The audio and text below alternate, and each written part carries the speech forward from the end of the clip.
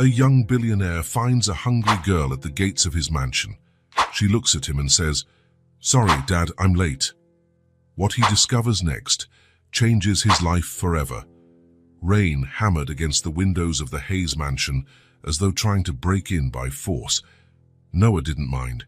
The sound of the storm even helped him focus on the numbers filling his computer screen. Spreadsheets, graphs, and financial projections, his entire world distilled into digits and percentages. It was nearly 10 o'clock on a Friday night, and the office on the mansion's first floor remained the only lit room. The staff had already retired to their quarters or gone home. Noah preferred it that way. Silence was his most reliable ally. A flash of lightning split the sky, briefly illuminating the immaculate garden through the French windows. The thunder that followed made the house tremble slightly. "One more hour and I'll finish this," he murmured to himself, adjusting his reading glasses. Noah Hayes was the kind of man many would call successful. At 38 sex, he ran one of the biggest technology companies in the country. Money, power, respect. He had everything the world valued.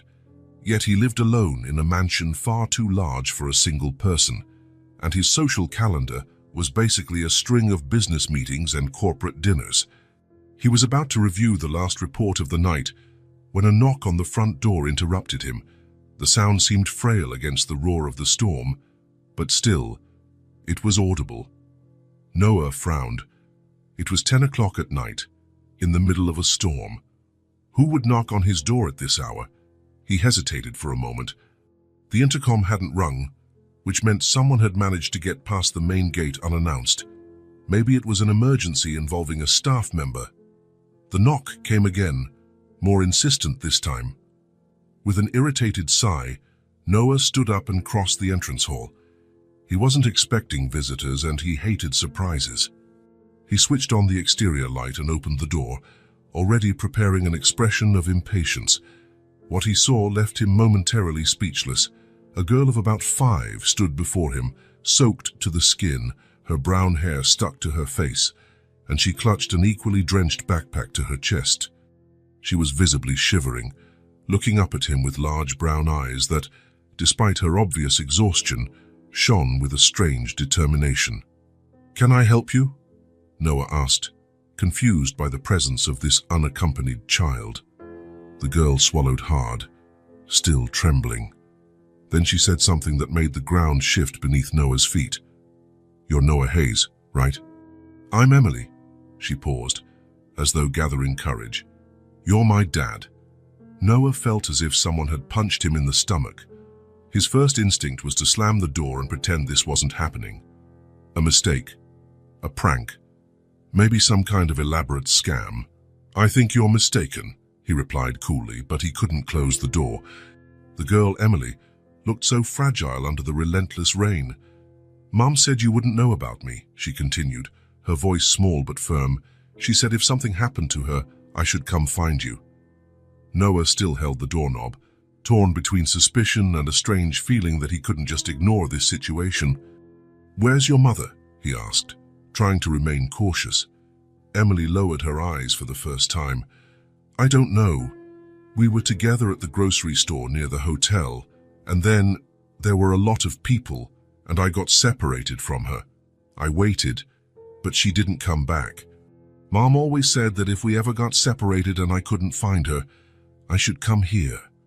Another clap of thunder shook the sky, making the girl shrink back. Noah looked past her, at the storm that seemed to grow worse by the minute. He couldn't just send her away, even if her story sounded made up. No child should be alone on a night like this. "How did you get here?" Noah asked, still not fully opening the door. "By taxi," Emily replied. "Mom taught me your address. She said I should memorize it, just in case." She reached into the pocket of her soaked jacket and pulled out some crumpled, wet bills. "I used the emergency money." Noah hesitated a moment longer. Part of him, the cold, rational part that had propelled him to the top of the corporate world, said this was some kind of trap, that he should call the police immediately, that he shouldn't get involved. But another part, one that rarely spoke up, couldn't leave this child shivering in the rain. "Come in," he finally said, opening the door wider. We'll figure this out. Emily took a small, hesitant step into the foyer, leaving a puddle on the marble floor. She looked even smaller beneath the bright chandelier. "What's your mom's full name?" Noah asked as he closed the door behind her. "Claire Donovan," Emily answered promptly. Noah frowned. The name meant absolutely nothing to him. He was certain he'd never been with anyone named Claire Donovan, or at least, he couldn't recall such a person. Emily sneezed, bringing Noah back to the present moment.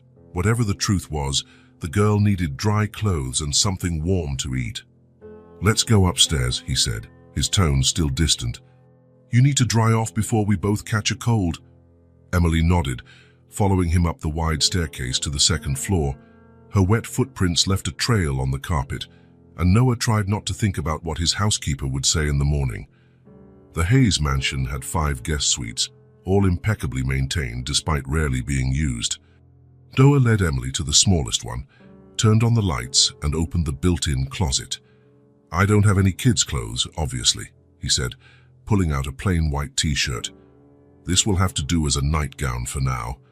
The bathroom is over there. Take a hot bath and dry off well."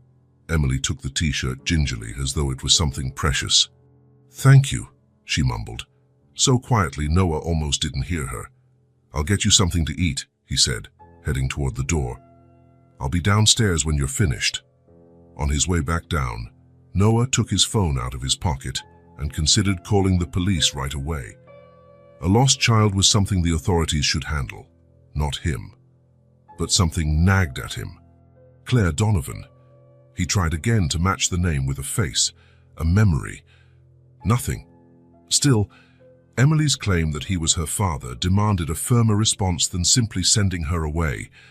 If it were true, and he seriously doubted it, it would create unimaginable complications for his carefully controlled life. If it were false, he still had to figure out what was really going on. In the kitchen, he gathered some ingredients to make a sandwich and heat up instant soup. It wasn't much, but it would warm the girl up. While the water boiled, Noah found himself staring at the window, seeing only the reflection of his own tense face. 15 minutes later, Emily appeared at the kitchen door. The white t-shirt came down to her knees, and her still damp hair was darker than Noah had first noticed. She seemed less frightened now, but still vulnerable in a way that made him uneasy. "Take a seat." He indicated one of the high stools by the counter. Emily obeyed, climbing up with some difficulty. Her bare feet swung, unable to reach the footrest. Noah placed the sandwich and soup in front of her. "How did you know where to find me?" he asked while she started eating with obvious hunger.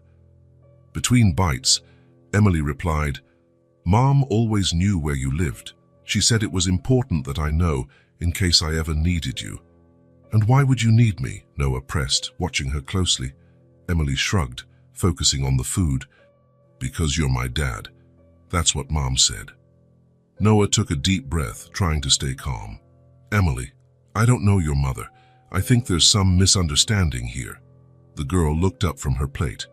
"She said you'd say that." "And what else did she say?" Noah asked, crossing his arms. Emily took a spoonful of soup before answering. "That you wouldn't remember her. That it was a long time ago. But if she couldn't take care of me, you would, because deep down you're a good man." Noah felt strangely uneasy at that statement. A good man. It had been a while since anyone used those words to describe him. "I'll call the police in the morning," he said, keeping his voice neutral. "They'll know how to find your mother." Emily didn't protest. She just nodded slightly as she continued eating. She looked exhausted. "Where do you and your mum live?" Noah tried again. "We move a lot," Emily replied vaguely. "We were staying in a hotel near here this week. And before that, Seattle. And before that, Denver." Noah realized he wouldn't get anywhere with this interrogation. The girl was clearly too tired for a coherent conversation. "I'm done," she said, pushing away her empty plate. "Thank you for the food." Noah took the dishes to the sink. "Come on, I'll take you back to the guest room. We'll figure all this out tomorrow." On the way back, Noah noticed how Emily looked around with curiosity at the paintings on the walls, the sculptures in the niches, the sheer size of the rooms. It seemed she was memorizing every detail. "Here we are," he said, opening the door to the guest room. "Everything you need is in the bathroom. If you need anything during the night, my room is the last one at the end of the hallway on the right." Emily climbed onto the bed, which was far too big for her, and settled among the pillows. "Will Mom find me?" she asked, showing the first real sign of vulnerability Noah had seen since her arrival. "We'll find her," he responded, not promising too much. "Just rest now." He was about to leave when Emily's small voice stopped him. "She said you were a good man." Noah paused, not turning around. "But she said you forgot who you really were," Emily added, almost in a whisper. An inexplicable chill ran down Noah's spine. He turned to answer, but Emily was already settled among the pillows, eyes closed. He turned off the light, leaving only the bedside lamp on, and quietly closed the door. In the hallway, he leaned against the wall for a moment, suddenly breathless. Forgot who he really was. Those words lingered as he returned to his office. The rain still pounded mercilessly outside, but now there was something more unsettling than the storm. His absolute certainty that he'd never met anyone named Claire Donovan was beginning to fade, replaced by a restlessness he couldn't name. He sat down at his computer again, but financial reports no longer mattered. He opened a new browser window and typed in the name that wouldn't leave his mind, Claire Donovan. The search was just beginning, along with the strangest night of his life. Upstairs, asleep in the guest room, the little girl who claimed to be his daughter had brought far more than a soaked backpack. She'd brought questions for which Noah was no longer sure he wanted answers. 3 days had passed since Emily's arrival. Noah maintained a calculated distance, even after discovering that the hotel the girl mentioned did indeed exist, and that Claire Donovan had checked in there with a child, but vanished on the exact date Emily had described. The police had opened an investigation into the disappearance, but so far, nothing concrete had surfaced. Emily remained at the Hayes mansion, growing more comfortable each day in a space that wasn't really hers. "We need to clear this up once and for all," Noah told his lawyer, Diane Wells, who was sitting across from him in his office. "I want a DNA test. As soon as possible." Diane adjusted her rectangular glasses, analyzing the situation with the cool detachment Noah so valued in her services. "I can arrange it for later today," she replied. "I know a lab that can prioritize the case. We'll have preliminary results in 48 hours. "Great." Noah tapped his fingers on the desk. "What about temporary custody? Technically, you're already exercising de facto custody. If the test confirms paternity, you'll have a legal right. If it doesn't..." Diane paused. "Then we'll find out who's really behind this and what they want," Noah said, making no effort to hide the hardness in his voice. When Diane left, Noah went upstairs to the room where Emily was. He found her sitting on the bed, drawing in a notepad the housekeeper had provided. "Emily," his voice made the girl look up from her drawing. "We need to do a test." "What kind of test?" She seemed genuinely curious, without a trace of worry. "A DNA test. Do you know what that is?" Emily nodded. "It's when they check if two people are in the same family, like father and daughter." She smiled slightly. "Mom explained that you might want that someday." The child's confidence irritated him. It was as though Claire Donovan had prepared Emily for every step of this meeting, for every reaction he might have. "So you don't mind?" Noah asked, watching her closely. "No." Emily went back to her drawing. "I know you're my dad." Noah felt his face heat up, a mix of frustration and a discomfort he couldn't name. Why was this girl so certain? Why did he feel so cornered? 2 hours later, a nurse from the lab Diane had recommended arrived at the mansion. The procedure was quick, a saliva sample from both Noah and Emily. The girl showed no hint of nerves, while Noah couldn't hide his agitation. "How long until we have the results?" he asked the nurse. "We're prioritizing your case, Mr. Hayes. 48 hours, at most." Those 48 hours were the longest Noah could remember. He tried to focus on work, But his mind always drifted back to the girl now sleeping under his roof, to the name that wouldn't leave his thoughts, Claire Donovan, and to the inexplicable feeling that he was losing control of his own story.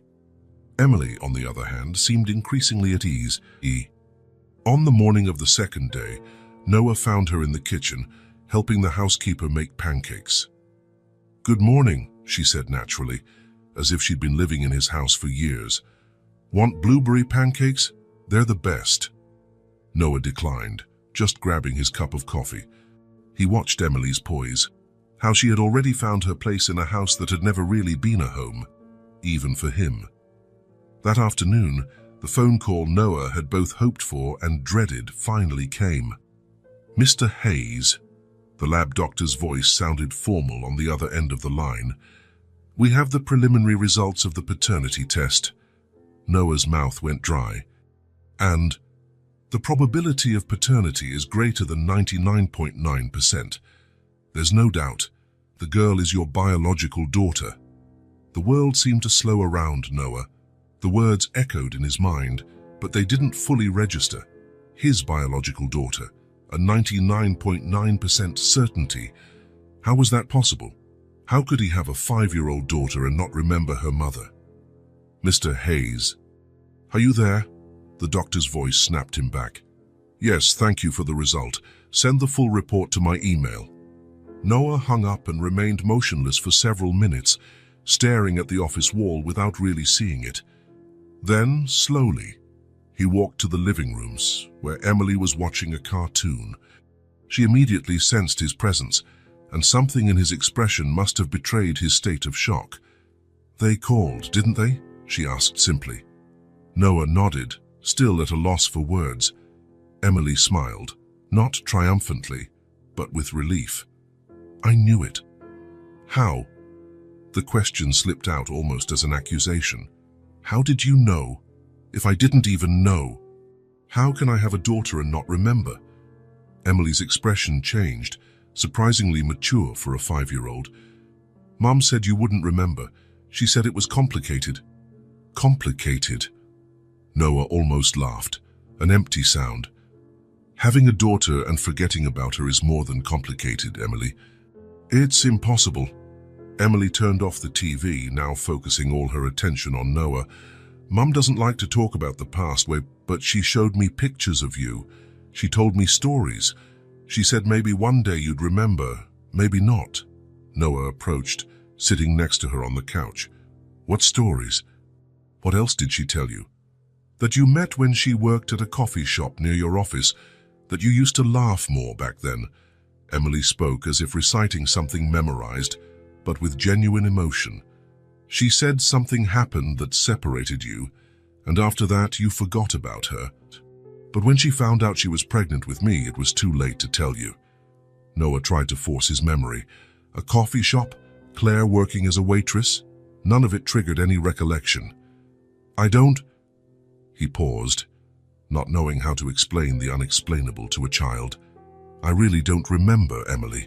The girl surprised him by placing her small hand on his. "That's okay. Mum said it wasn't your fault." The statement hit him like a punch. Not his fault. Exactly what had Claire told Emily? And why now, after 5 years, had she sent the girl to him? "When we find your mum, I'll have a lot of questions for her," Noah said, more to himself than to Emily.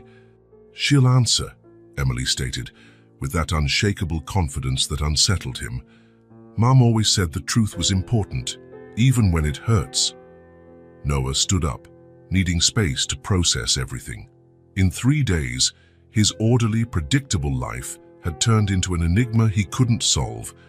And the most unsettling part, the test confirmed Emily was indeed his daughter, meaning there was an entire chapter of his life he didn't remember.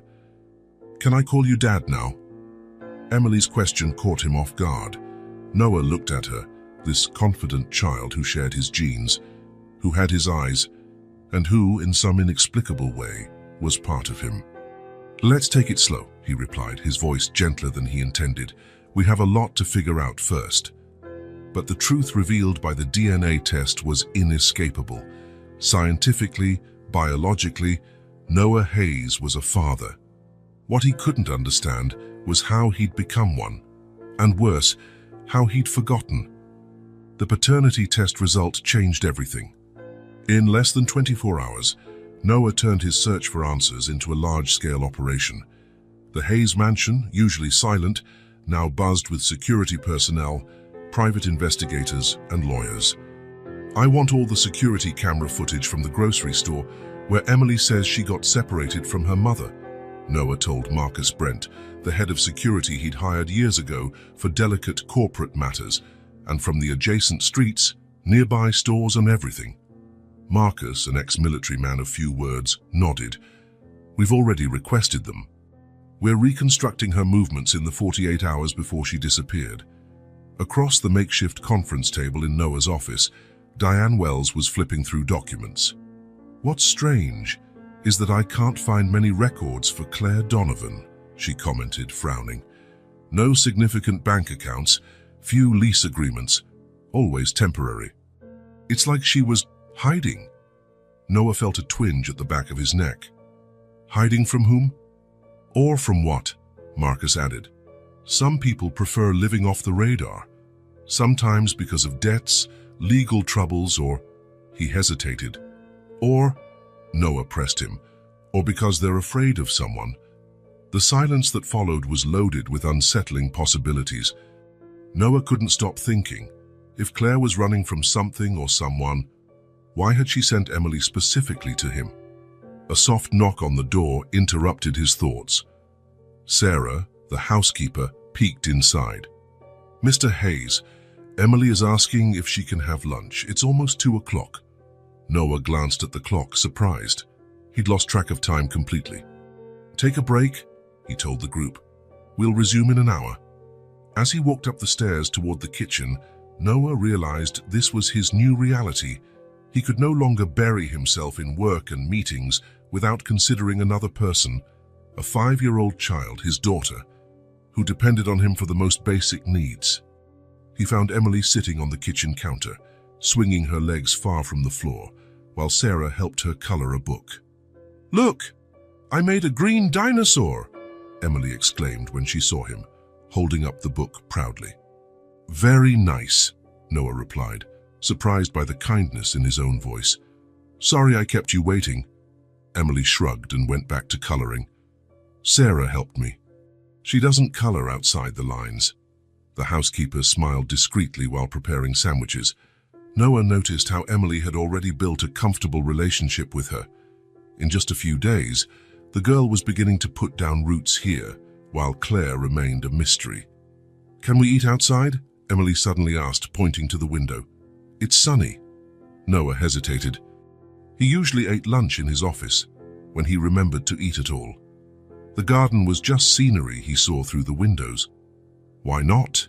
he answered, surprising even himself. Minutes later, they sat at a table on the back patio under the shade of an old oak tree. The air was fresh and clean after the previous week's storm, as though nature also wanted a fresh start. Emily perched on 2 cushions to reach the table, her legs dangling as she ate. "Emily," Noah began, as she took bites of her sandwich cut into triangles, just as Sarah had learned she preferred. "Can you tell me more about you and your mom? Where did you live?" Emily chewed, leaving crumbs on the plate. "We've lived in a lot of houses. Sometimes in hotels, too." "You moved a lot." Noah tried to keep the question simple. Emily nodded energetically. "A lot. Mom says we're explorers." "Do you know why you move so often?" The little girl shrugged with the simplicity of her 5 years. "Mom says it's because of work, but she always looks back when we leave. Like she forgot something." Noah exchanged a glance with Marcus, who hovered discreetly near the patio door.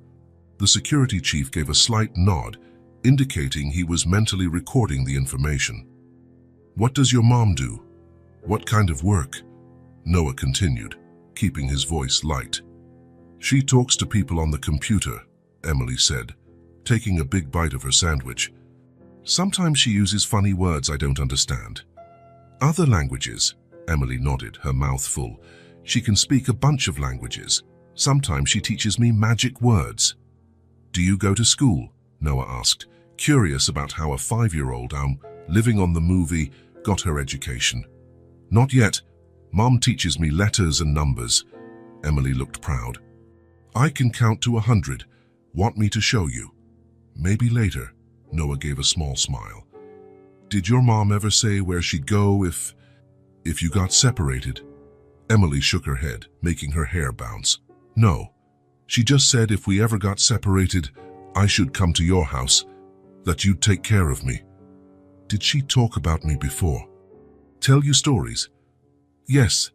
Emily brightened, her eyes shining. She said you drink a lot of coffee. Black coffee. Yuck. She made a face that, surprisingly, brought a small smile to Noah's lips.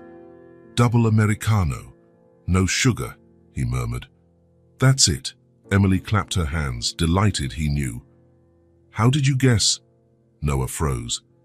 That specific detail, his preference for coffee, triggered a strange déjà vu. He did always order a double Americano with no sugar. It was a habit of many years. It's just what I always order, he answered cautiously. What else did she say about me? That you used to play music. Emily lifted her hands, imitating someone at a piano. A pretty song with moon in the name.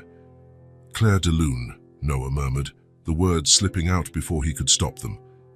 Yes, Emily's eyes widened. How did you know? Noah had no explanation. It wasn't a specific memory of Claire, but it was indeed his favorite piece to play years ago. The name Claire and Claire de Lune, could that be a coincidence? The rest of lunch passed with Emily sharing more fragments of her life with her mother, interspersed with questions about the animals she saw in the garden and whether Noah had toys in the house. She bounced from topic to topic like a typical 5-year-old.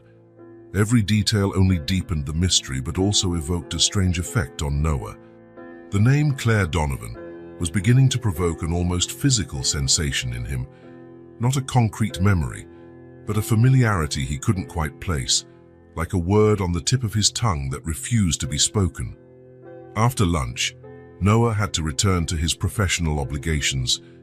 An important video conference couldn't be postponed, even though his personal life was in utter chaos. Emily, I need to work for a few hours, he explained, choosing words a 5-year-old would understand. Why? The question came immediately, with the direct curiosity typical of her age. Because it's my job. I have an important meeting. Emily frowned, clearly unsatisfied with his answer. But I wanted to show you my other drawings. Noah found himself in unfamiliar territory. In his world, work always came first. He wasn't used to anyone questioning his priorities, least of all someone who barely reached his waist. How about we look at your drawings after dinner, he offered, surprised by his own flexibility. Emily considered for a moment. Can we have pasta? Pasta? With tomato sauce. It's my favorite. Sure, Noah agreed, once again surprising himself. Pasta with tomato sauce. The afternoon dragged on with meetings and emails. Between tasks, Noah checked in with Marcus to see if there were any updates on Claire. The hours passed without any significant breakthroughs. We found footage of her on the grocery store cameras, Marcus reported at the end of the day. She entered with Emily at 3:47 p.m. and that afternoon. By 4:22 p.m. the cameras show Claire looking agitated, searching for someone, presumably Emily, who's no longer with her. Then what? Noah asked, tense. She leaves the store, apparently looking for her daughter outside. Then, Marcus hesitated. What? She looks at something off camera. Her expression changes completely. Pure fear. And she just runs the other way. A chill ran through Noah. She saw someone. Seems like it. We're trying to access other cameras to identify what or who she saw. Their conversation was interrupted by a phone call. It was Diane. You need to see this, she said bluntly. Minutes later, she entered the office carrying a folder. We finally have something concrete about Claire Donovan, or rather, about Claire Dawson, Bradford, Taylor, Reynolds, and half a dozen other last names she's used over the past 6 years. Diane spread documents across the desk, copies of IDs, driver's licenses, each with a photo of the same woman but different names. She changes her identity approximately every 8 or 10 months. We managed to trace some of these changes. Noah examined the photos, trying to find something familiar in the woman's face. Claire was attractive in a discreet way. Brown hair, delicate features, intelligent eyes. But as hard as he tried, he couldn't associate her with any specific memory. "Why would she do this?" he murmured. "That's the million-dollar question," Diane replied. "People who live like this are usually running from something serious, massive debts, criminal charges, or someone dangerous," Noah finished. "Exactly. And here's the strangest part. Before she started this life of constant moves and fake identities, Claire Donovan, her real name, from what we can verify, was a university linguistics professor. She published articles, had a promising career. Then, about 6 years ago, she just vanished from academia." 6 years, Noah repeated. "Emily is 5.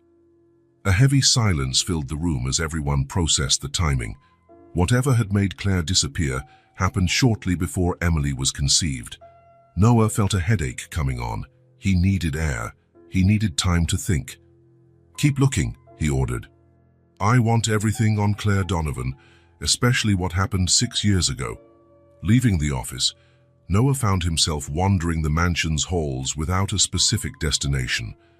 Somehow, his steps led him to the old music room, a space he rarely visited anymore. The grand piano stood there, covered in a thin layer of dust. On a whim, Noah removed the cover and sat down on the bench. His hands hovered over the keys, hesitant. He was so absorbed that he didn't notice Emily standing at the door until she spoke. "That's a giant piano." Noah almost stood up, embarrassed at being caught in a vulnerable moment, but something kept him seated. "Yes, it's a grand piano," he explained. Emily came into the room, her eyes wide with wonder. She looked tiny next to the massive instrument. "Are you going to play?" she asked, stepping closer as though the piano might get scared and run away. "I'm not sure. It's been a long time." "Mum said you play beautiful music." Emily ran a tiny finger across the keys, producing a random series of notes. "Will you play?" There it was again. Claire knowing things about him she shouldn't have known unless they had truly shared a past. "Would you like me to try?" Noah surprised himself with the offer. Emily nodded eagerly, nearly bouncing with excitement. Noah helped her climb onto the bench beside him, where she could barely see above the keyboard. He played the first notes of Claire de Lune with hesitation. His fingers were stiff, out of practice, but gradually muscle memory kicked in. The notes flowed, shaky at first, then more confidently as he continued. Emily watched, utterly fascinated, her mouth slightly open. "Wow, it sounds like fairy music." Noah kept playing, letting the music fill him. With each note, he felt something stir inside. Not exactly a memory, but an old, buried emotion trying to surface. When he finished, the silence that followed felt almost sacred. "Again," Emily requested, clapping her hands. Noah smiled slightly. "Maybe later. How about that pasta I promised?" "With tomato sauce," Emily reminded him, sliding off the bench with his help. "And cheese on top." That night, for the first time in years, Noah didn't eat alone in his office. Instead, he sat in the kitchen with Emily, who insisted on helping Sarah cook dinner, which basically meant standing on a stool and stirring the sauce while heavily supervised. The girl chattered non-stop, telling stories about an imaginary friend named Mr. Buttons and asking every 2 minutes if the pasta was ready. It was a simple, domestic scene, one that had never belonged in his orderly and solitary life. And, surprisingly, Noah found himself less uncomfortable than he'd imagined. During dinner, Emily suddenly went quiet, for the first time that Noah had seen her without that bubbling energy. "You are going to find Mom, aren't you?" The question carried both hope and fear. Noah realized that despite all her apparent adaptability, Emily was still just a frightened 5-year-old child, separated from the only constant in her life. "I'll do everything I can," he answered honestly. "I promise." Emily studied his face for a moment with surprising intensity for someone so young. Then, to Noah's complete surprise, she held out her pinky finger. "Pinky promise?" she asked seriously. Noah hesitated before hooking his own pinky with hers. "Pinky promise?" Emily seemed satisfied with that and returned to her pasta with renewed interest. Later, after putting Emily to bed, a process that included 3 bedtime stories, checking under the bed and in the closet for monsters, plugging in a nightlight, and promising to leave the door slightly open, Noah returned to his office. The reports on Claire Donovan, or whatever her real name was, were still scattered across his desk. Photos, documents, fragments of a life inexplicably tied to his. Noah picked up one of the photos, studying the woman's face. Claire. The name echoed in his mind, sparking that same strange sensation, familiarity without a specific recollection, like a dream evaporating upon waking. "Where are you?" he murmured at the photograph. "And what happened between us?" The mansion was quiet around him. Somewhere above, his daughter, it was still strange to think of her that way, slept soundly, clutching a teddy bear Sarah had found in a closet. And somewhere out there, the woman who knew his secrets, his preferences, his music, was still missing. Noah placed the photo back on the desk and leaned against his chair. Tomorrow he would resume the search. Tomorrow, maybe he'd be one step closer to understanding how he'd lost not just a woman, but also 5 years of his own daughter's life. And maybe a part of himself too. 2 weeks had passed since Emily's arrival, and Claire's absence was becoming a heavy presence in the Hayes mansion. The search continued, but yielded no concrete results. Noah had expanded the team of investigators and offered a substantial reward for any information, yet Claire Donovan seemed to have vanished. Emily, meanwhile, was adapting surprisingly well to her new routine. Noah had hired a tutor to guide her education, since the girl was used to being homeschooled. Gradually, a new normal was emerging, but the unanswered questions still tormented Noah. If Claire had sent Emily to him, why hadn't she shown up? And more importantly, how could he be the father of a 5-year-old and not remember the child's mother? Sitting in his office, Noah stared at his computer screen, which displayed a file he'd been avoiding for days. Diane had managed to secure access to his own medical records, something he'd never bothered to look at before. "Mr. Hayes." Noah looked up. Sarah stood at the door, hesitant. "Emily's already asleep," the housekeeper said. "She asked me to let you know she wants pancakes for breakfast tomorrow." Noah nodded. "Thanks, Sarah. You can head to bed now." Left alone again, he took a deep breath and returned his attention to the file on the screen. The medical report dated back 6 years. He scanned the pages until he found the main diagnosis: severe traumatic brain injury resulting from a car accident. The accident. Noah vaguely remembered it. His car had veered off the road one rainy night, colliding with a tree.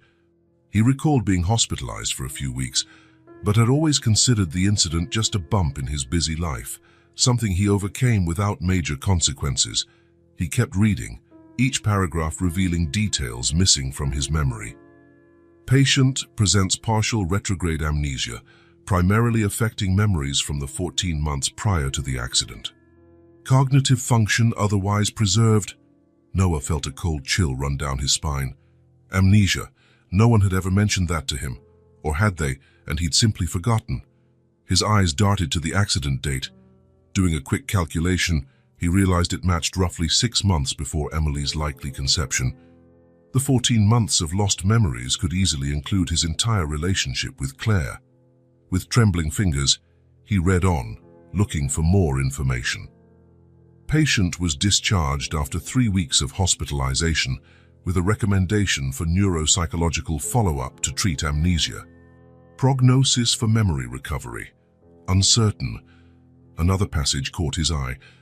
During hospitalization, the patient was visited daily by family members. No other visitors were allowed, at the request of the Hayes family. Noah closed his eyes, struggling to process this new revelation. Not only had he suffered an accident that erased more than a year of his memories, but his family had also apparently controlled who could and could not visit him during recovery. Claire might have tried to see him. Had she been turned away by his family? He realized he was holding his breath and exhaled slowly. He needed more answers. He grabbed his phone and called Diane, despite the late hour. "I need you to find my neurologist from back then," he said as soon as she answered. "Dr. Morales. I want an appointment as soon as possible." 2 nights later, Noah woke with a start. Another dream. The third one since he'd learned about his amnesia. It was always the same scenario. Him in a hospital bed, unable to move, while a female figure held his hand. He could feel the warmth of her fingers intertwined with his, hear muffled sobs, but when he tried to focus on her face, it stayed blurry, like looking through frosted glass. He got up, knowing he wouldn't get back to sleep. The clock read 3:17 a.m. He put on a robe and headed downstairs to get a glass of water. Passing the hallway, he noticed a faint light coming from Emily's room. He approached carefully and pushed the door open a crack. The girl was sitting up in bed, hugging a teddy bear under the soft glow of the bedside lamp. Her eyes were red and wet. "Emily?" Noah stepped inside. "What's wrong?" "I had a bad dream," she answered, her voice small. "Mom was calling me, but I couldn't find her." Noah sat on the edge of the bed, awkwardly. He still didn't know exactly how to comfort a child. "It was just a dream," he said, trying to sound reassuring. "You're safe now." Emily nodded, but she kept hugging the teddy. "When are we going to find Mom?" That question, so direct and full of longing, hit Noah like a stone. What could he say? That despite all his resources, he hadn't found any trace of Claire, that he was beginning to fear the worst. "We're doing everything we can," he replied, avoiding a promise he couldn't guarantee. Emily studied him with those big eyes that seemed to see beyond his words. "Mom says when you're scared, you have to be braver than the fear." Noah gave a slight smile. "Your mum sounds very wise." "She is," Emily said, brightening a bit. "And strong, too. Once our car broke down on the highway and she fixed it all by herself." "She fixed a car?" Noah asked, surprised. "Yeah, she opened the front part and messed around with a bunch of things. It took a while, but then it worked." Emily looked proud. "Mom can do a lot of things." Noah fell silent, absorbing this new information. Every detail Emily shared about Claire painted a more complete picture of the mysterious woman who had entered and disappeared from his life without leaving any imprint on his memory. "Do you want me to stay until you fall asleep again?" he offered. Emily nodded, settling back among the pillows. Noah stayed by her side, awkward yet present. Within a few minutes, the girl's breathing became deep and steady. Even after Emily drifted off, Noah remained there for a while, watching her. How could he have missed the first 5 years of his daughter's life? How could he have completely forgotten her mother? And what if he never got those memories back? What if he never remembered Claire? The next morning, Noah sat in a discreet waiting room in a medical building downtown. He'd managed to get an appointment with his old neurologist, Dr. Morales, a middle-aged man with an academic air. "Mr. Hayes," the doctor greeted him, leading him into the consultation room. "I was surprised you reached out. It's been 6 years since we last met." Noah took the seat indicated. "Doctor, I recently found out I have a 5-year-old daughter." Dr. Morales raised his eyebrows, but his face stayed professional. "I see. And this relates to your accident." "Apparently so. Her mother, Claire Donovan, I don't remember her at all. But everything suggests we had a relationship during the period I can't recall because of the amnesia." The doctor nodded, checking a folder on his desk. "Your retrograde amnesia affected about 14 months prior to the accident. It's entirely possible you had a significant relationship in that period. Why didn't anyone tell me?" Noah couldn't keep the frustration out of his voice. "Why wasn't I informed I'd lost over a year of my life?" Dr. Morales adjusted his glasses, choosing his words carefully. Mr. Hayes, I informed your family about your condition. It was your father who decided how to handle the situation. He insisted that added stress would jeopardize your recovery. My father, Noah repeated with bitterness. Of course it was him.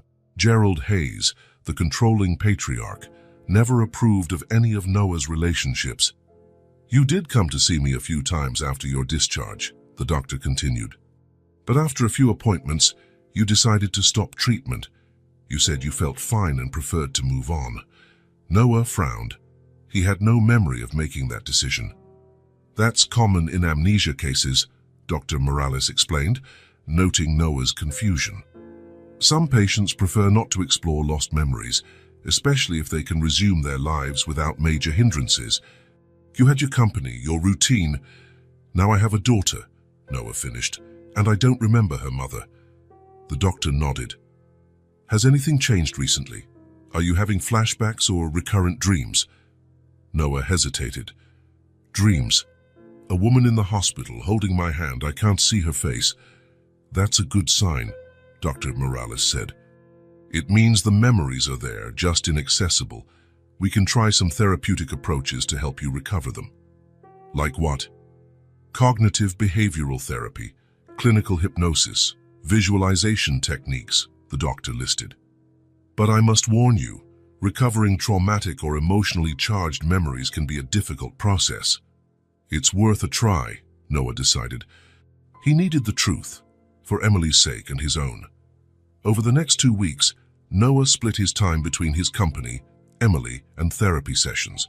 3 times a week, he met with Dr. Leanne Chen, a neuropsychologist specializing in memory recovery, recommended by Dr. Morales. The sessions were intense and often frustrating. Visualization exercises, deep relaxation techniques, even clinical hypnosis, all in an attempt to access those lost 14 months. The brain protects itself, Dr. Chen explained, during a particularly difficult session. When it suffers trauma, like your accident, it may block memories from the prior period as a defense mechanism. But it's been 6 years, Noah argued. Time isn't always the main factor. Without the right stimuli, some memories can remain blocked indefinitely. In one session, Dr. Chen asked Noah to bring music he used to listen to around the time of the accident. He chose Debussy, including Clair de Lune, the piece he inexplicably associated with Claire. Lying on a comfortable couch in the silent office, Noah closed his eyes as the delicate notes filled the space. Dr. Chen guided him through a relaxation exercise, asking him to visualize a hallway with multiple doors. Each door could contain a memory, she said softly. Just observe them. Don't force anything. Noah imagined the hallway, feeling deeply relaxed. The doors appeared in his mind, all closed. He walked mentally down the corridor until one door caught his attention. It was light blue, with a small crack in the middle. He approached. As soon as he touched the handle, the background music seemed to grow louder. He turned the handle, and the door opened. A coffee shop. The smell of freshly ground beans. He was sitting at a table near the window, working on his laptop. A female voice asking if he wanted more coffee. He looked up and saw... The image vanished before he could see her face. Noah opened his eyes, frustrated. You were in a coffee shop, he told Dr. Chen. Someone offered me coffee, but I couldn't see who it was. That's progress, she encouraged him. The images will come more clearly over time. Don't force them. That night, the dream returned, more vivid than ever. Noah in the hospital, the woman holding his hand. This time, he could hear disjointed words. Please, let me see him. I love him. He needs to know. Then a male voice, familiar and commanding. My son needs to recover without distractions. I'm asking you not to return. Noah woke in a panic, his head throbbing. The male voice was unmistakable. His father, Gerald Hayes, had driven someone away, someone who'd wanted to see him in the hospital. Claire. His heart pounded as he tried to hold onto the fragments of the dream before they dissipated. He got up feeling dizzy and walked to the window. Outside, the night was clear, dotted with stars, the same view he'd had 6 years ago, yet everything was so different now. A shrill scream tore through his thoughts. "Mom!" Noah rushed down the hall to Emily's room. He found her sitting up in bed, tears streaking her cheeks, still trapped in the nightmare. "Emily," he called softly, sitting next to her. "It's me. You're safe." The girl looked at him, blinking in confusion for a moment before recognizing him. Then, without warning, she threw herself into his arms, sobbing. "I dreamed Mom was scared," she hiccuped between tears. "She was running and calling my name, but I couldn't reach her." Noah held her awkwardly, feeling her small body tremble against him. "It was just a dream," he murmured, though he feared it might be more than that. If Claire really was running from something or someone. "I want my mom," Emily sobbed, her voice muffled against Noah's shoulder. "I know," he replied, feeling a crushing sense of helplessness. What could he say? How could he comfort a child whose pain mirrored his own inability to recover his past and find answers? "I'll find her," he promised, though it was a promise he wasn't sure he could keep. "We'll find her together."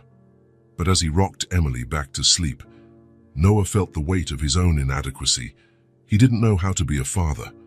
He didn't know how to comfort a frightened child. He had no memories to guide him, no experience to draw upon.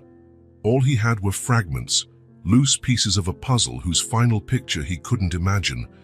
A woman crying in a hospital, his father barring someone from seeing him. A DNA test confirming Emily was his daughter. Medical reports detailing 14 missing months of his life. Somewhere in that void of memory was Claire Donovan, the woman who knew the music he played, who had single-handedly raised their daughter for 5 years, who for some reason had needed to send Emily to him now. Still sitting on Emily's bed, watching the sleeping face so much like his own, Noah made a silent vow. He would find Claire. He would recover his memories. He would learn the truth no matter how painful it might be. Because for the first time in his adult life, something mattered more than work, success, or the Hayes family's expectations. That little girl, asleep with tears still drying on her cheeks, she deserved answers. And if that meant facing the blank space in his own memory, then that was exactly what he would do. Noah woke to the sound of laughter coming from downstairs. For a moment, he was disoriented. The Hayes mansion rarely heard laughter, especially not so early. Then he remembered Emily. Over the last 3 weeks, his routine had changed more than in the previous 10 years. Now he woke up earlier, had breakfast in the kitchen instead of his office, and knew all the names of the characters on his daughter's favorite cartoon. His daughter. It was still odd to phrase it that way, but each day made it feel less surreal. He dressed quickly and went downstairs. In the kitchen, he found Emily perched on the counter, helping Sarah prepare what appeared to be pancake batter. The girl had flour on her nose and smiled as she stirred the mixture. "Dad!" she exclaimed upon seeing him, without letting go of the spoon. "We're making pancakes with faces." Noah noted she'd started calling him Dad a few days earlier, naturally, without him asking or suggesting it. The first time, it had caught him off guard, causing a strange lump in his throat. "Good morning," he said, pouring himself some coffee. "Faces. Sarah said we can use blueberries for eyes and bananas for smiles," Emily explained excitedly, "like in the book we read yesterday." The book in question was part of a growing collection now occupying an entire shelf in his office. Bedtime stories had become a mandatory ritual before lights out. "Mr. Hayes," Sarah said while pouring the first pancake on the griddle. "Mr. Brent called. He said he'll be here in an hour for the meeting." Noah nodded. Marcus was leading the search for Claire, now with a larger team of investigators and private detectives. They'd arranged a meeting to discuss updates. "Emily, do you mind staying with Mrs. Patel this morning?" he asked, referring to the tutor he'd hired. "I have an important meeting." "About Mom?" Emily asked directly, her large eyes fixed on him. Noah hesitated only for a moment. He had decided not to hide the truth from her, at least not entirely. "Yes, about your mom." Emily nodded, suddenly serious. I'm going to make a drawing for her while you talk. For when we find her. The child's unwavering optimism sometimes left Noah speechless.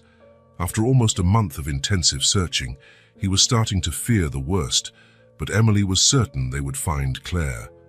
That's a great idea, he replied, sitting down to share breakfast with his daughter. An hour later, Noah was in his office with Marcus Brent and 2 private detectives hired for the case. Diane Wells was also there, taking notes. We managed to trace Claire Donovan's movements over the last 18 months, Marcus began, spreading photos and documents across the desk. We identified at least 6 different identities in that time. Why so many changes?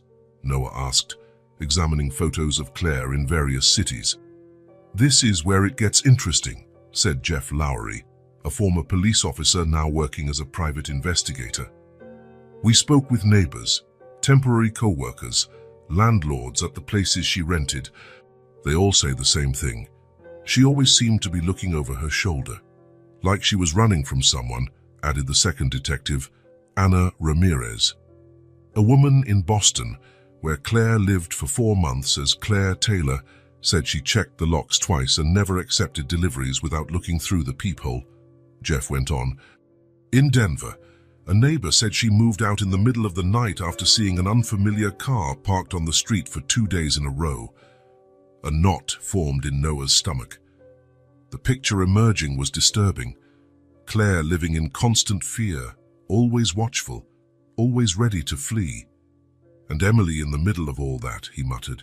Yes, and that's noteworthy, Anna said. Despite all the moves, from what we learned, Claire never neglected her daughter. Private tutors, libraries, museums. She made sure Emily had some kind of proper education. Marcus took the lead again. The first big question is, who or what was she running from?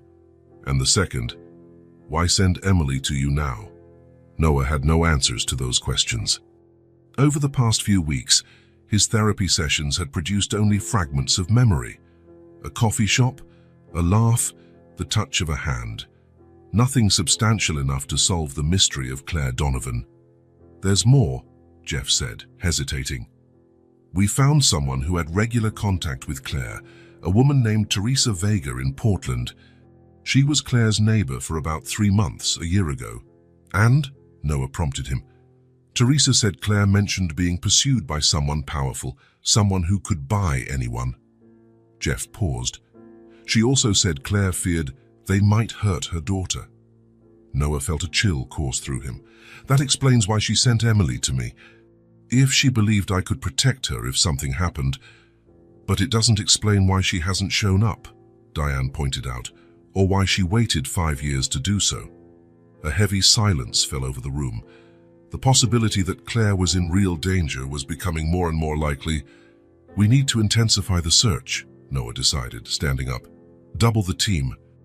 Increase the reward. I want reinforced security at the mansion for Emily. Marcus nodded. I've already initiated advanced security protocols. No one comes in or out without thorough checks. There's one last thing, Anna said, pulling an envelope from her briefcase. We found this in Seattle. Claire worked at a bookstore for a few weeks about 2 months ago under the name Claire Reynolds. The owner kept this when Claire left abruptly. Anna slid a photograph across the desk. Noah picked it up, feeling his heart rate spike. The photo showed a young woman, Claire, sitting on a park bench. Next to her was a small girl, unmistakably Emily, about 3 years old. They smiled at the camera. On the back, a date from 2 years prior and a single handwritten word. Remember. Remember, Noah repeated, feeling a strange sense of déjà vu. The photograph seemed to be trying to tell him something, to awaken some buried memory. There's more, Anna continued. The bookstore owner mentioned that Claire regularly visited a particular cafe, Blue Note, almost every day. A cafe? Noah frowned, the mention sparking something in his mind. Yes, and here's the interesting part. The Blue Note was less than a mile from here. It's been closed for about 2 years, but at the time I used to go there, Noah finished, realization washing over him. double Americano, no sugar. Everyone in the room stared at him, puzzled.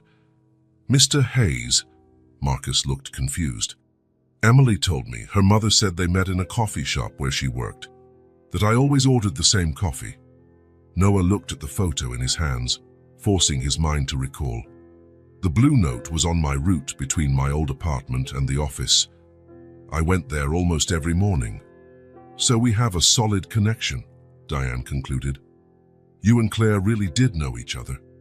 This isn't just a made-up story. Noah nodded slowly, still staring at the picture. Something about Claire's smile, the way she tilted her head, stirred a feeling of familiarity, but the full memory remained just out of reach, like a dream upon waking. I guess we have a clearer direction now, Jeff said. We'll track all of Claire's movements in Seattle during that period.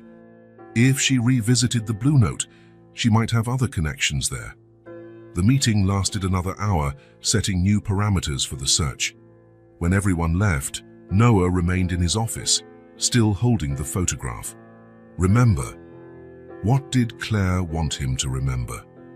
A gentle knock on the door interrupted his thoughts. Emily walked in, carrying a colorful drawing. I'm done, she announced proudly, handing him the paper. Noah took it. It showed 3 stick figures, a small one with brown hair, a taller one seemingly in a suit, and a third with long brown hair. Above them was a bright yellow sun and a big red heart surrounding them all. It's our family, Emily explained. You, me, and Mom. When we're all together again. Noah felt an unexpected surge of emotion. It's very beautiful, he managed to say. Can I put it on the fridge? Emily asked, already grabbing it back. Sarah says that's where families put important drawings. Of course, Noah replied, watching as she skipped out of his office excitedly. Family. The word had never meant much to Noah. Growing up, family meant stifling expectations and conditional approval. His father, Gerald Hayes, had built a corporate empire and expected Noah to follow that path exactly as planned. His mother, always in her husband's shadow, rarely intervened. The Hayes family meant success, not affection, but now a 5-year-old girl was redefining that concept for him. The rest of the day passed with Noah balancing work and the new rituals he'd established with Emily. Lunch together, a walk in the garden mid-afternoon, helping her with the educational exercises from her tutor. That night, after dinner, came Emily's favorite part of the day, story time. Noah settled into the armchair beside her bed, a children's book in his hands. This one's about a bear who loses his family and finds them again, Emily said, snuggling into the pillows with her teddy bear. Noah began to read, noticing how Emily's eyes lit up at each twist in the story. When they finished, she caught him off guard with a question. You know you've changed, right? Noah blinked in confusion. What do you mean? When I got here, you didn't smile much, now you smile more, Emily stated with the straightforward honesty of a child. Sarah and Diane noticed too. I heard them talking. Noah didn't know how to reply. Was it true? Had he changed? And you got mad at that man on the phone today, Emily continued.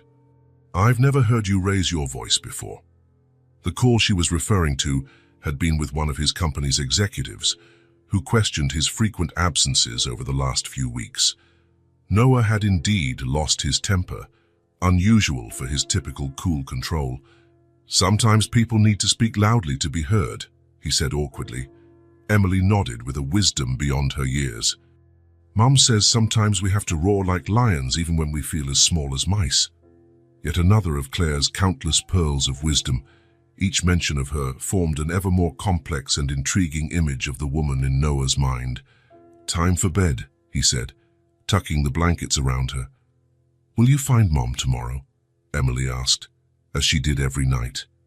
We're doing everything we can, he replied as always, but this time he added, and we have new leads. Good ones. Emily's drowsy smile was enough reward for that small offering of hope. After Emily fell asleep, Noah went down to his office. The mansion was quiet, with only a few security guards discreetly patrolling the grounds. Security had been significantly tightened since they discovered Claire might be on the run from a real threat. He was reviewing the day's reports when his phone rang. The caller ID showed Marcus Brent's number. "Hayes," he answered. "Sir, we've got something." Marcus sounded tense but excited.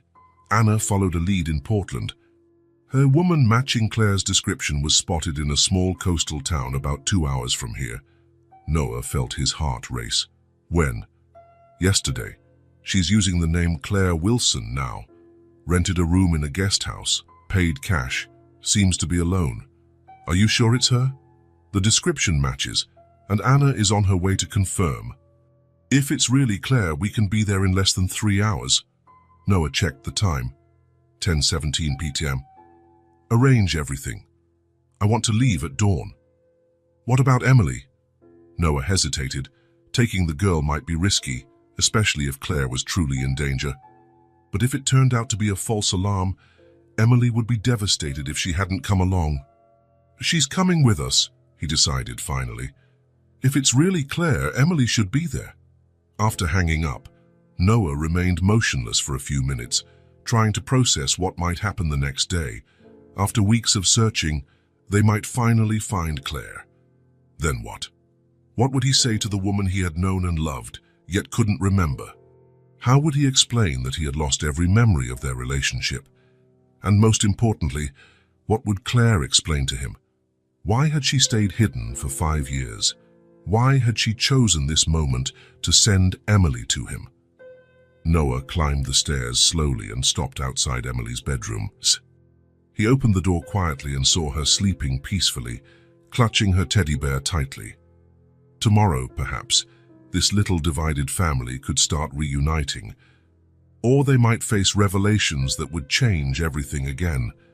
Gently closing the door, Noah made his way to his own room. On his bedside table, he set the photo Anna had found, Claire and Emily smiling in the park. "Remember," it said on the back. Tomorrow, maybe, he would finally remember. The trip to the coastal town had been a false hope. The woman identified as Claire Wilson turned out to be just a tourist who bore a vague resemblance to Emily's mother. Another lead going nowhere. Noah and Emily returned to the Hayes mansion in silence. The disappointment weighed on them both, though Noah tried to mask it for Emily's sake. She, on the other hand, remained surprisingly resilient, insisting that next time we'll definitely find Mom. 3 days after their return, a peaceful Sunday morning was interrupted by the sound of cars arriving at the mansion's entrance. From his office window, Noah saw 3 luxury vehicles pulling up. A black Bentley he recognized instantly, followed by 2 high-end SUVs. "Damn," he muttered under his breath. The last person he wanted to see right now had just arrived, unannounced. Gerald Hayes, his father, stepped out of the Bentley with the same rigid posture as always. At 68, he still carried the intimidating air that had shaped Noah's entire childhood and youth. Behind him was Noah's mother, Eleanor, ever elegant and distant. From the other cars emerged his older brother, Richard, with his wife Vanessa, and his sister Caroline with her husband, the entire Hayes family. This couldn't be good. Noah didn't have time to warn Emily, who was playing in the backyard with Sarah. By the time the doorbell rang, it was too late. "Mr. Hayes," the butler announced at the office door. "Your family is in the living room." "Tell them I'll be right there," Noah replied, taking a moment to gather his thoughts. When he entered the large living room, the whole family was seated as though convened for a council of war. Gerald stood by the fireplace, appearing every bit the general ready for battle. "Noah," his father started, skipping any greeting. "We came as soon as we heard. Why didn't you inform us about this situation?" Noah kept his composure. "Hello to you too, Dad, Mom, Richard, Caroline." Eleanor tried a tense smile. "Dear, we're worried." "Worried about what exactly?" Noah asked, though he knew the answer. "About this nonsense," Gerald replied curtly. "Diane told us about the girl and this ridiculous story." Noah felt a surge of anger. Diane was his personal attorney, but also handled affairs for Hayes Technologies. Apparently, her loyalty was divided. "Emily is not nonsense," Noah said, controlling his voice. "She's my daughter." The DNA test confirmed it. "DNA can be manipulated," Richard interjected, in the condescending tone Noah had always loathed. "Especially when large sums of money are involved." Vanessa, always keen to involve herself in family matters, added, "We all know this type of scam, Noah. Some woman shows up out of nowhere, claiming she has a child by a wealthy man.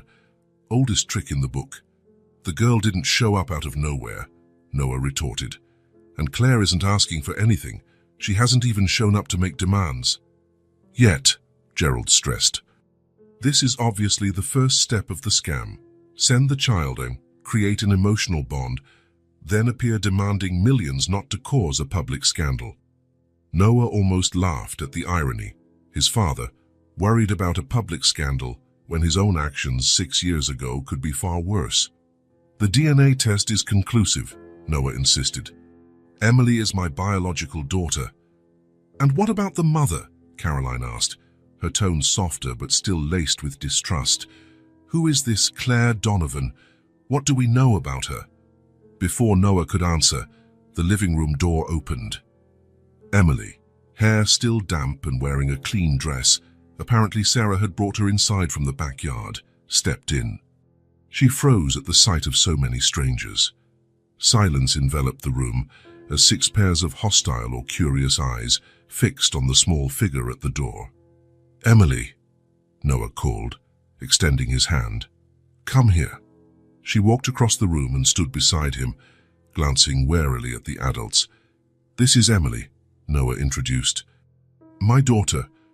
Gerald studied the child with analytical eyes. "She has the Hayes nose," he conceded reluctantly. "And the eyes," Eleanor added, her expression softening slightly. Emily looked from one adult to another, clearly uncomfortable under their scrutiny. "Who are they?" she whispered to Noah. "They're my parents and siblings," he explained gently. "You're my family?"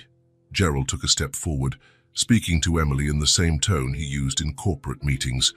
"So, you're Claire Donovan's daughter. What did your mother tell you about us?" Emily shrank back against Noah. "Nothing.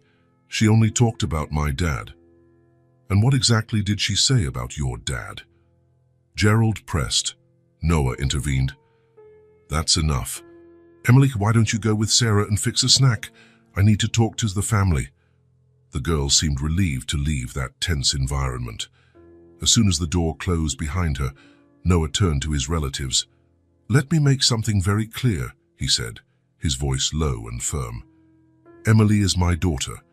This is not a scam, not a plot, not nonsense. And I won't allow you to treat her like it is."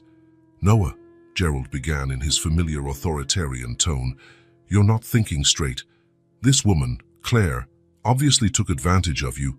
Took advantage of the past you helped erase," Noah interrupted. "That accident, the amnesia. Interesting how no one thought it important to mention I lost over a year of memories." Eleanor shifted uncomfortably. Richard and Caroline exchanged glances. "We did what was best for you," Gerald replied, unflinching. "For you were on a self-destructive path, involving yourself with unsuitable people, jeopardizing the future we built for you." "Unsuitable people," Noah repeated bitterly. "Like Claire."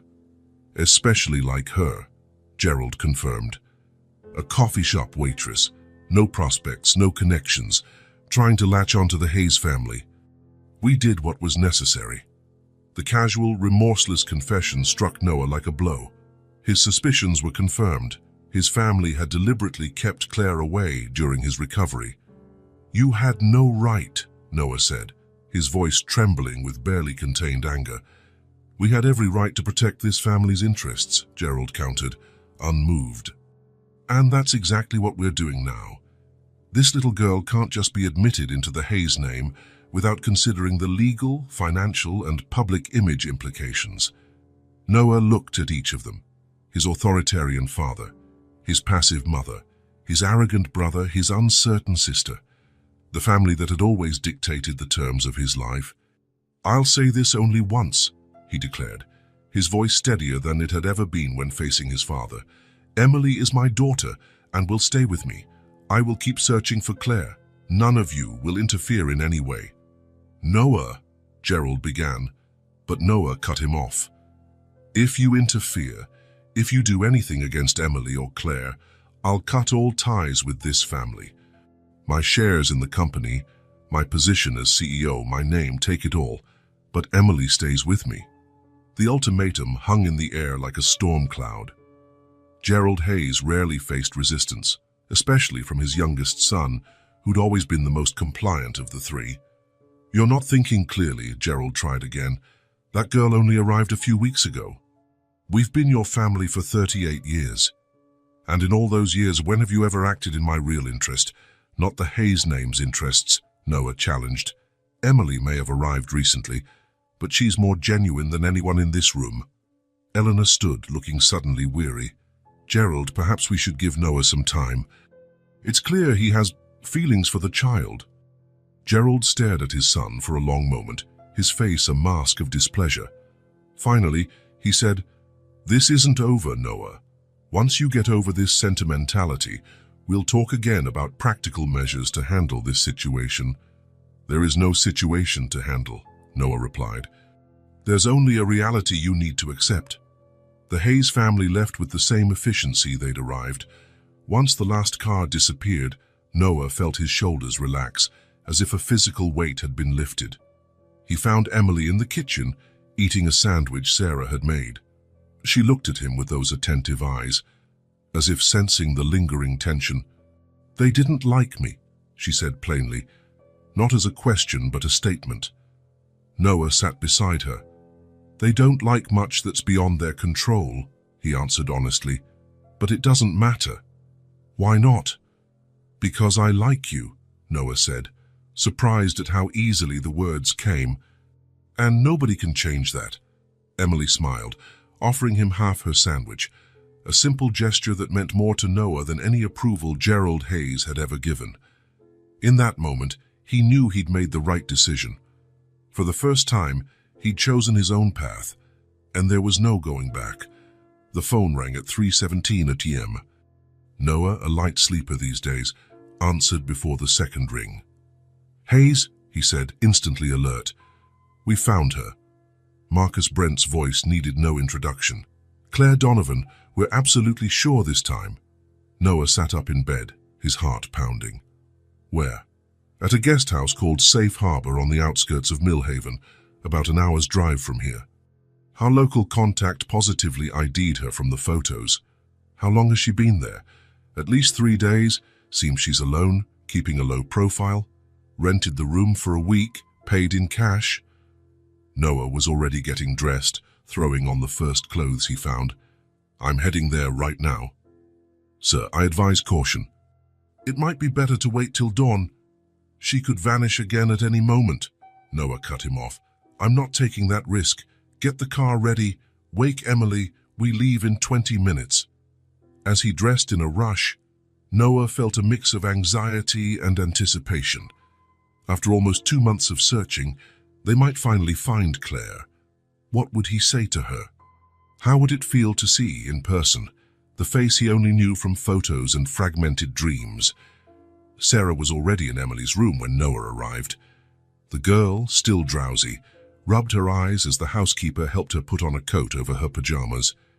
"Dad," Emily mumbled, confused. "Why is it dark?" Noah knelt down to her eye level. "Emily, we found your mom." The effect was instantaneous. Emily's eyes flew open, all traces of sleep gone. "Mom, where?" "In a town not too far from here. We're going to see her right now." Emily leaped from the bed, suddenly brimming with energy. "Let's go." "Let's go now." In less than half an hour, they were in the car. Noah, Emily, and 2 security guards in an unmarked SUV. Marcus followed in another vehicle, a few minutes ahead, to ensure the situation was safe. The drive was quiet in places. Noah, focused on the road and his tumultuous thoughts, occasionally glanced in the rearview mirror to see Emily staring into the darkness, clutching her teddy bear. "What's Millhaven like?" the girl finally asked. "A small seaside town," Noah said. "I've never been, but they say it's quiet." "Mom likes the ocean," Emily remarked. "She's always happier when we're near the beach." Another detail about Claire that Noah tucked away. Every piece of information seemed precious now, like puzzle fragments he desperately wanted to fit together. An hour later, the sky began to lighten as they entered Millhaven. It was a tranquil place with modest houses and businesses. Marcus waited at a gas station near the main road. "I confirmed in person. She's still there," he said. "Room 8, at the end of the first-floor hallway. The owner said she usually leaves around 7 to grab breakfast at a nearby diner." Noah checked his watch. 5:42 a.m. "We're going straight to the guest house." Safe Harbor was a simple establishment with faded paint and a small, poorly maintained garden. It looked like the kind of place people on the move or with limited funds would stay. The parking lot had only 3 cars, all old. "Wait here," Noah instructed one of the guards, who stayed in the vehicle. "Marcus, you and Ryan stay alert but discreet. I don't want to scare her." Emily clung to his hand tightly as they approached the reception door. An older woman, still in a robe and looking sleepy, answered. "We need to see Claire Donovan," Noah said bluntly. "It's urgent." The woman frowned. "At this hour?" "She's asleep, like any decent person should be." "Please," Emily piped up, her voice small and anxious. "She's my mom."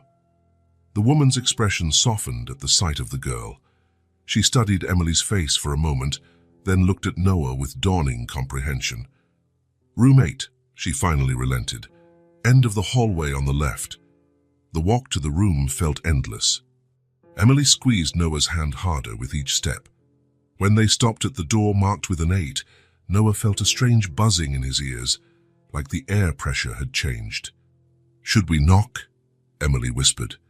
Noah nodded, unable to speak. He raised his hand and tapped lightly 3 times. Silence. He knocked again, a bit louder. The sound of footsteps on the other side made Emily hold her breath. Then a voice Noah didn't consciously recognize, but which sent an immediate ripple of goosebumps across his skin. "Who is it?" Cautious, tense, Emily answered before Noah could. "Mom, it's me." A moment of absolute silence followed. Then the sound of a security chain being undone and a key turning. The door opened just a crack. An eye appeared in the narrow gap, followed by an audible gasp. The door shut briefly before being reopened fully a second later. Claire Donovan stood before them. Her brown hair was shorter than in the photos, and dark circles marred her pale face. She wore a simple t-shirt and jeans and looking thinner than before. But her eyes, the same eyes Noah had seen in the pictures, were wide. Brimming with tears, she struggled to hold back. "Emily," she whispered, as though afraid the girl might be a mirage. "Mom!" Emily dropped Noah's hand and threw herself into Claire's arms. Claire clutched her daughter tightly, closing her eyes as tears finally flowed. Relief radiated from her face, like someone breathing again after nearly drowning. Then, still holding Emily, she lifted her eyes to meet Noah's. The impact was immediate and overwhelming. The moment their gazes locked, something burst in Noah's mind. Not a complete memory, but an intense flash so strong it nearly made him stagger. Laughter. Spilled coffee on his pants. Hastily offered apologies. A napkin offered in peace. "Don't worry, I hated those pants anyway." Those same eyes, bright with humor and embarrassment. "Noah," Claire said, her voice pulling him back to the present. His name on her lips sounded oddly familiar, like a distant echo of something he'd heard 1,000 times before. "Claire," he answered, feeling the strangeness of addressing someone he both knew and didn't know. Emily, still in her mother's arms, looked from one to the other expectantly. Claire, realizing they were still in the hallway, stepped back. "Come in," she said, her tone cautious. The room was small and impersonal, a single bed, a tiny table, an old wardrobe. A backpack sat open in the corner, and some papers were scattered on the table, the only real sign of occupation. Claire had turned anonymity into an art form. "Are you okay, Mom?" Emily asked, studying her mother's face with concern. "I am now," Claire replied, hugging her again. Then, reluctantly, she turned to Noah. "How did you find me?" "I've had a team searching for you since the day Emily showed up," he said. "Why did you run? Why send Emily to me without explaining?" Claire hesitated, glancing meaningfully at her daughter. Noah understood. "Emily, why don't you go with Marcus to the diner and get us some coffee? I bet they have pancakes at this hour." The girl looked uncertainly between her parents. "But I just found Mom." "I'll be here when you get back, I promise," Claire assured her, stroking her hair. "I need to talk to your dad." For a moment. After Emily left with the security guard, a tense silence filled the room. Claire sat on the edge of the bed, looking suddenly exhausted. "You don't remember me, do you?" she finally asked. Noah saw no point in lying. "No, not completely. I had an accident 6 years ago. I lost some memories." "Some memories?" Claire repeated with a humorless laugh. "That's what your father told me when I tried to visit you in the hospital. Noah lost some memories, but he's moving on. It's better for everyone if you don't complicate his recovery." Another flash struck Noah. The hospital. A pounding headache. His father on the phone in the corridor. No, only family members. "Doctor, understand this is for his own good. Some complications are best left in the past." "Were we close?" Noah asked, knowing how absurdly inadequate the question was. Claire looked at him for a long moment. "We were engaged, Noah. We'd been living together for almost a year when you had the accident." The revelation hit Noah like a punch. Engaged. Not just a fling. Not just a casual relationship. They were committed. The weight of it made his heart pound. "Why would my family... Why would they keep me away?" Claire finished for him. "Because I was a coffee shop waitress when we met. Because I had no fancy background or connections. Because, according to your father, I was ruining your future by distracting you from the path they'd planned." More flashes came to Noah, a heated argument with his father. "She's a gold digger. You don't know her."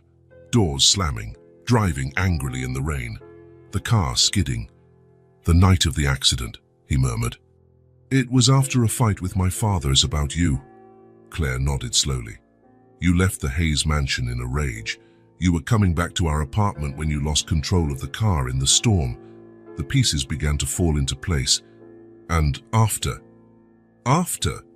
Claire let out a bitter laugh. "After, when I went to the hospital, I was told only family could see you. When I insisted, security was called. I tried every day for 2 weeks. In the 3rd week, your father finally agreed to see me." Claire paused, the pain evident in her face at the memory. "He said you'd lost part of your memory, including all of our relationship.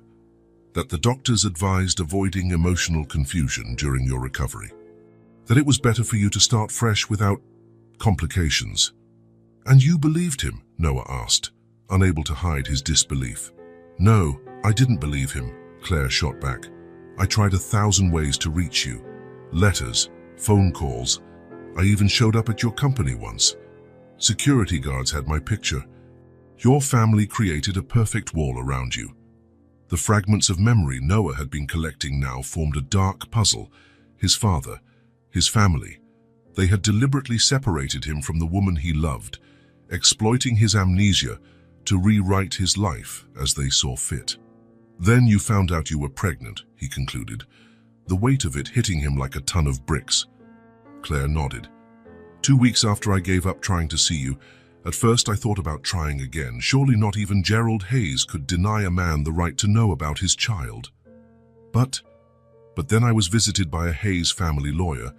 They offered me a large sum to move on elsewhere. When I refused, the threat started subtle at first, then more direct. I lost my job. My apartment mysteriously caught fire. I got the message. Noah felt sick. His family had gone that far to keep Claire and his child away. So you ran. I ran to protect our daughter, Claire corrected him. I moved constantly, changing cities, jobs. Always looking over my shoulder, always afraid they'd find us. For 6 years, Noah murmured, finally grasping the magnitude of it. You raised our daughter alone, on the run, for 6 years. And I would have continued if they hadn't found us again, Claire said, rubbing her tired face. 2 months ago, I noticed we were being followed. I recognized one of the men Gerald had sent years ago. I knew it was only a matter of time before they caught up to us, so I made the hardest decision of my life. Sending Emily to me. Claire nodded, tears silently running down her cheeks. You were the only one who could protect her if something happened to me. I knew that if she made it to you, not even your father would dare hurt her. She carries the Hayes name. Noah felt a toxic mix of emotions, anger at what his family had done, guilt for not being there for Claire and Emily, grief for all the lost time. But most of all, an overwhelming understanding of how many lives had been ruined by Gerald Hayes' manipulation and control. I'm so sorry, he finally said, his voice trembling. I'm sorry for everything you've been through, for not being there, for not remembering. Claire looked at him, her expression complex, hurt, exhaustion, but also something softer, perhaps understanding. It wasn't your fault, Noah. You didn't choose to forget. You didn't choose the accident. They exploited the situation, and you were as much a victim as I was. Noah took a hesitant step closer, then stopped, unsure. How did one comfort someone who had meant everything to him, yet he couldn't fully remember? Just then, another flash of memory, clearer than the others. Claire in his arms, both lying on a worn-out couch, soft jazz playing in the background. She laughed against his neck. I never thought I'd fall in love with a guy in a suit. I never thought I'd happily trade my suit for ripped jeans. Peace, contentment, love. I'm starting to remember, he said quietly. Not everything, but fragments, moments, feelings. Claire nodded, wiping her tears.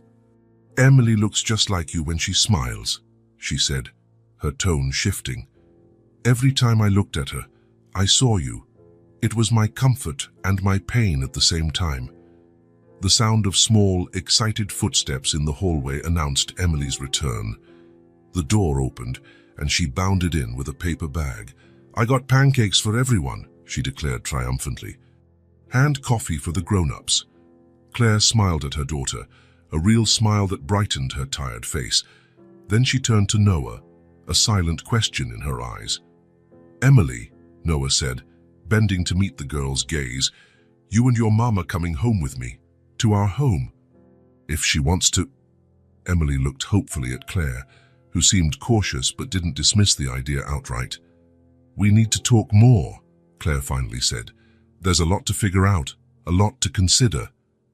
But for the first time in 6 years, there was also hope. Our family, divided by manipulation and amnesia, now had a chance to reconnect, even if the road ahead was still uncertain and the challenges great. Noah realized he might never fully recover all his memories. But as he watched Emily dole out pancakes to him and Claire, he understood that maybe he didn't need every piece of the past. Maybe they could create new memories together. 3 weeks after finding Claire, Noah woke one morning with absolute certainty. The sessions with Dr. Chen had finally produced results. His memories were nearly fully restored. Not just random flashes, but entire sequences of his life with Claire. He remembered the engagement ring, a simple diamond in white gold that he gave her under the stars. He remembered the apartment they shared, the plans they made, the night of the accident following a fight with his father. The puzzle of his mind was finally complete. It was time to confront his family. I need to see the whole family today. Urgent. My place, 2 p.m., he texted his father. The response was swift. Impossible today. Board meeting. I cancelled the board meeting 10 minutes ago. I've already spoken to all the members. Today, 2 p.m. Over breakfast, Noah watched Claire and Emily discussing the decorations for the girls' bedroom. There was a precious normalcy in that moment that made his heart tighten. This was what he could have had for the last 6 years. "My family's coming this afternoon," he announced. "It's time to settle everything." Claire looked at him, tense. "What exactly do you plan to settle?" "I've regained almost all my memories. I know what they did, and I'm not going to let them threaten our family anymore." "Our family?"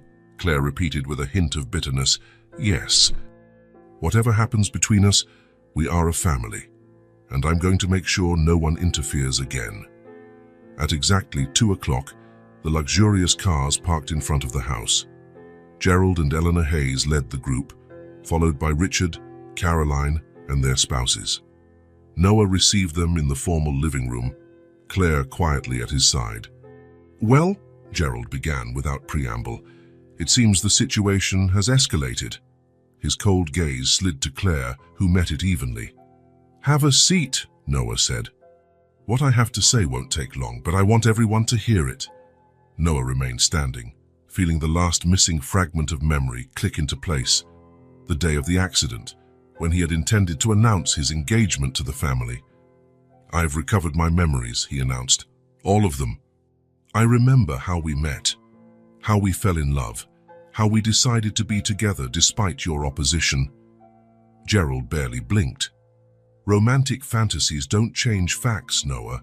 You had a serious accident."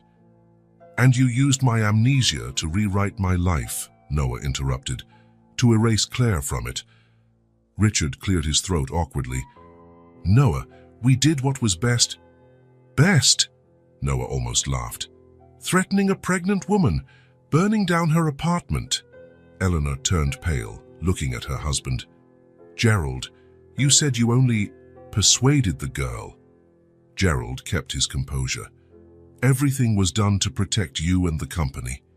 That in waitress and was steering you off your path." "It wasn't just a whim," Claire interjected, her voice firm. "We were engaged, planning to get married. When I realized I was pregnant, all I wanted was for Noah to know he was going to be a father." Caroline looked horrified at her father. "You offered her money to vanish, even though she was carrying your grandchild?" "A claim of pregnancy is the oldest trick in the book," Richard defended. "Emily has my eyes, my nose, even my laugh," Noah retorted. "You saw the DNA test. She's my daughter, and you stole 6 years of her life from me." Gerald turned to Claire. "What do you want then? Money? Recognition?" Claire stepped forward. "I want you to stay away from my daughter. I want you to understand that you failed despite all your power. You couldn't keep Noah from his true family." Noah placed himself beside Claire. "I'm here to set terms, not negotiate. Claire and Emily will stay with me. If there's any interference, any attempt to tear our family apart again, the consequences will be permanent." "You're threatening your own father." Gerald narrowed his eyes. "I'm promising to protect what matters. If that means giving up the presidency at Hayes Technologies, renouncing the Hayes name, so be it." Eleanor stood abruptly. "Noah, you're talking about abandoning your inheritance and your position all for my family," Noah finished. "Something you should understand, but turned into nothing more than strategic alliances." The shock was evident on everyone's faces. Never in his life had Noah challenged them so directly. "I have obligations to this family and to the company," Gerald tried one last time. "I won't let you destroy everything I've built." "That's your choice, Dad. Accept reality or lose your heir." Caroline, always the most sensitive, stood with tears in her eyes. "Noah, we're still your family. You can't just cut us off." "You cut Claire and Emily out of my life without a second thought," Noah replied gently. "But I'm not telling you to pick sides. I'm setting boundaries. Those who respect them are welcome." Gerald Hayes rose, his face flushed with restrained fury. "This discussion is not over, Noah." "I've learned who truly cares about me," Noah responded, glancing at Claire. The Hayes family left in a tense procession. Caroline lingered at the door, whispering, "I'm so sorry. before following the others. Would you really do it? Claire asked once they were alone. Give up everything. I already did the moment I chose to confront them. They won't give up easily, Claire warned. I'm not asking them to. I'm just asking them to respect my choice. Noah hesitated, then touched Claire's cheek. A choice I made once before when I gave you that ring. Claire didn't pull away, but her eyes remained cautious. We're different people now. Yes, but some things haven't changed. What I felt for you, what I still feel, is real. Emily came running in, interrupting the moment. They left already? She asked, glancing around. Noah knelt to her level. Yeah, they're gone. They were mad, Emily asked perceptively. A little, Noah admitted. But that doesn't matter now. Are we staying here all together? Noah looked at Claire, letting her decide. Claire hesitated only a moment. Yes, Emily, we're staying. For now. It was a start. 3 months later, the beachfront house was nearly complete. In a moment of impulse, Noah had bought the property and surprised Claire with his plans. It's not the Hayes mansion, he'd explained. It's something new, ours. That sunny afternoon, Noah was supervising the final construction touches when Claire approached. Emily was off in the distance, building a sandcastle with Caroline. Surprisingly, the first Hayes family member to reach out for reconciliation. She really does look like you when she smiles, Claire said. And she has your determination, Noah replied. That castle's been rebuilt 3 times because it wasn't right. Claire laughed, and the sound made Noah's heart race. Every one of her smiles still felt like a victory. I found something, she said, extending her closed hand. While sorting the last of the boxes, Noah held out his palm, and Claire dropped a small metallic object into it. The ring, the same one he'd chosen for her 6 years ago. I kept it all these years, Claire explained. Even while we were running, even when I was furious. Noah stared at the ring, now completely familiar. He remembered every detail, choosing it, rehearsing his proposal, Claire's face when he'd knelt down. Does this mean, Noah began. That I'm ready to try again, Claire answered. Not exactly like before, we're different people now. Maybe better people. Noah looked at the ring, then at Claire, then at Emily in the distance. 3 lives that had almost remained apart. In a gesture echoing a scene from 6 years ago, Noah knelt in the sand. Claire Donovan, will you build a life with me? Again? Claire, tears in her eyes but smiling firmly, held out her left hand. Yes, a new life, with no secrets, no lost memories. Emily noticed what was happening and dashed toward her parents, throwing herself into their arms. The 3 of them tumbled onto the sand, laughing together, forming a perfect little circle. As the sun began to set over the ocean, casting golden light on the house that would be their new beginning, Noah Hayes finally felt complete. No longer the Hayes heir, no longer the man with fragmented memories, just Noah, father to Emily, partner to Claire, at last in possession of his own memories, his own destiny, and that was more than enough.